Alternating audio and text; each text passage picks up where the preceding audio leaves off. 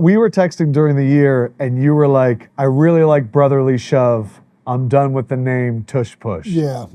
But the debate was not stop all Brotherly year. Shove? Brotherly Shove is cold. It is, man. That's nice. But hold on. Tush Push is... It's not bad. It's got a nice... I mean, Hey, it rhymes. it's also dangerous. Charles Barkley loves the name Tush Push. Oh, yes, he does. Chuck? Tush Push. You mean debating in terms of like how fair it is or the name? Let's start with the name.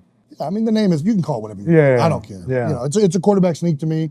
You want to call it Tush Push, Brotherly Shove, whatever you want to call it. You said on your podcast, again, New Heights, which obviously all of you guys have watched already. Yes, we have. You said, and I love this, was it an assembly of men? Yeah.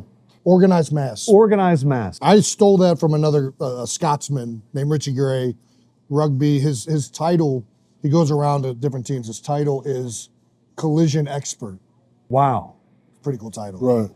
But all he does is focus on how to improve the angle and ways to tackle better, ways to... I have to imagine other teams have brought this guy in. He's been all over. Yeah. So then why is it a combination of you and Jay? I mean, look, and Landon's huge in Myalata. Yeah. It's everything. Why did it work so much more with y'all? I think it's more organized with the way Stout coaches it than most teams. This isn't a play you rep in practice. Right. So Yeah, you hurt people. Yeah, or the quarterback. You know, you don't just want to expose that, right? And Stout is very detailed on how he coaches it. Even when you're walking through, he's very detailed on how you're walking through it. I think most teams just kind of line up and run it from an offensive line's perspective. You call it a wedge block, but you're not detailed on how that wedge block is done. And the quarterback, he needs to be in tune with how the offensive line is doing it. So I think we're very detailed. And then plus, because you don't get times to practice it, we've run it so much that our rep count versus the defense who's not practicing it is, we've run it probably 4 or 5 times as much as anybody in the league at this point. Yeah. So that helps. You think championships are like... I asked that question because from champion to champion, I know what it's like to win NBA title. What's it like to win the Super Bowl? Do you think it's similar? The feeling? There's so many more people. Well, I don't. What do I know? Yeah. It's like, why am I being? Well, I don't know what it's like to win a basketball championship, but I think it's probably similar.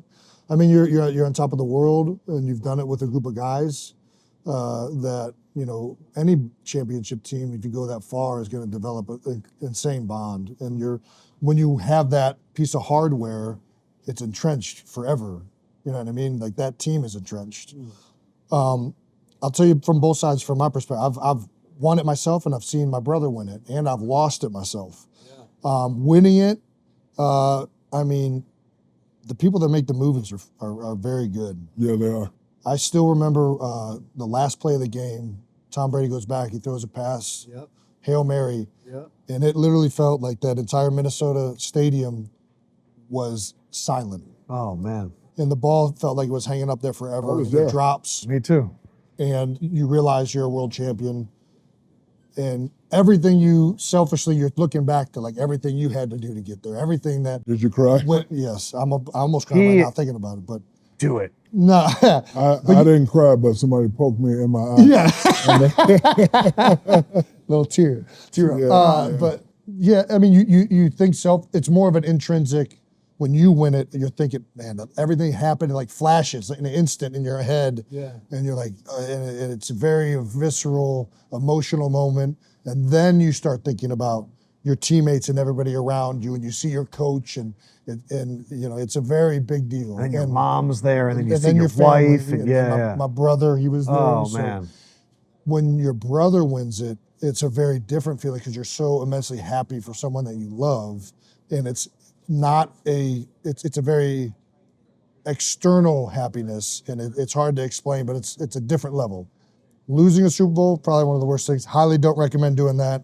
It sucks. Losing a champion, going all that way. And playing like so I said, well. when you win it, you have it cemented. Yes. When you go all that way and you lose it, it's Yes. we're so trust me. fucking close. He was just talking about the Pistons series. Yeah, the Pistons series. Yeah. If you had to designate someone the Shaq of the NFL, and not just current, but all time, All time. who would have that designation? Oh my Damn, gosh. that's a good question. Thanks. So first of all, we did You do a talking team. size?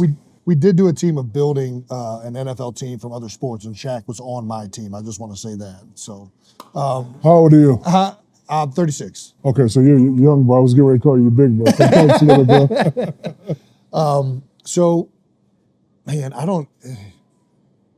Sap, Trying to think of the. you gotta be similar size. I mean, like well, I can't say, nobody was your size. That's the thing is Aaron Donald's dominant, but he's not big no, and when overpowering. I think of a big overpowering, just Ndamukong Suh, but I don't think he dominated as much as Shaq did. Sap, Sapp was really Sapp dominant. was very dominant. Reggie White. Reggie White is a good. That's it. That's the one. It's either Reggie That's White. a hell of a. It's a great one, and that's it. Refrigerator's not at your level. Okay, Yeah, got it. and I would pick a tackle, but most tackles don't. Like a exert that Jonathan Ogden. Yeah, exactly. But they don't. It's not the same level of. But you were going power to talk and about Reggie athleticism. White there. Oh, I think I think that's the best one. You knocked it out of the park with that one. Ray Lewis. Different. Ray was very explosively powerful, but in terms of the explosion and just the overwhelming force, Yes. and the athleticism combined with it, I don't know that there's The anybody reason else. the other reason than that Reggie. it's like Reggie is you had clips that nobody else could do, that you could go through a chest. Reggie has clips where he's knocking an offensive lineman into the quarterback. Not just an offensive lineman, like Larry Allen, like the best Yes. offensive tackle Yes. of all time. Like I also went viral the other day because it was a moment for me that happened. It was like, I was scared when I first saw Michael Jordan. So my question to you is, anybody, high school, college, pros, anybody, like when you first see him, like, oh my God, I there think he the is. first time you play any of these greats, there's a certain level of fear, and hopefully it's a healthy fear, right? Like Right. I don't subscribe to if you're afraid that that's necessarily a bad thing. It's more the reaction to that. I've played a lot of my best games where I am like, it's a respect that this dude can beat me. Right. So you prepare harder. The hair on your neck stands up a little bit higher. For me, it's always when I played the big guys that I've never seen before played against. Ndamukong Suh when he was in Detroit, Aaron Donald with the Rams, and there's been a bunch of nose guards, Linval Joseph. The list goes Yeah, on. Whenever yeah. you're playing those players, and you know that they are the best at what they do in the world, there's a healthy amount of that for sure. You know when I stopped being scared? So I was scared, like the intro, everything was crazy. Yeah. So he came baseline, he shot a jumper, and I was right there. I was like, okay. Michael He's Jordan, you're human. talking about. Yeah. He was right. He was right there, and I was like right there. I didn't block it, but I was like, okay, he's human. Yeah. But like, the first couple plays of the game, you looked at him, and every shot he made, I was like, God damn. And to your credit, it is usually that first. It's leading up to the game. There's what's this gonna feel? And then the first time you hit them, it's usually like, oh, okay, this is gonna be good. I got this. So we talked about this at TNT recently. You started coming into the Undertaker theme song. And so they would go pitch black at the Staples Center, dong, and you would come out. Did I read or hear that you would look at the eyes of the other team and Yes. see if they would get afraid? Yes. And would people like lower their heads? So on this part right here, oh, say, this part right here every time. And the land of the free, like I'm You would looking look up at it. real Yeah, angry. So if I look at you and you put your head down, I got you. First of all, I got you anyway. But if I make eye contact, if you do that, now I only got to do one more thing to make sure. First play of the game, I'm trying to get offensive foul. Oh, you're purposely trying to throw a bow. Yes, I'm throwing the ball, and I hope it hits you here, here, or here. So now you know I'm not playing. I'm coming to kill you. So, but yeah, so. Follow-up question. Did Sacramento anyone make game seven. Sacramento game 7. Vladdy Divac. looked away? Looked away, terrified.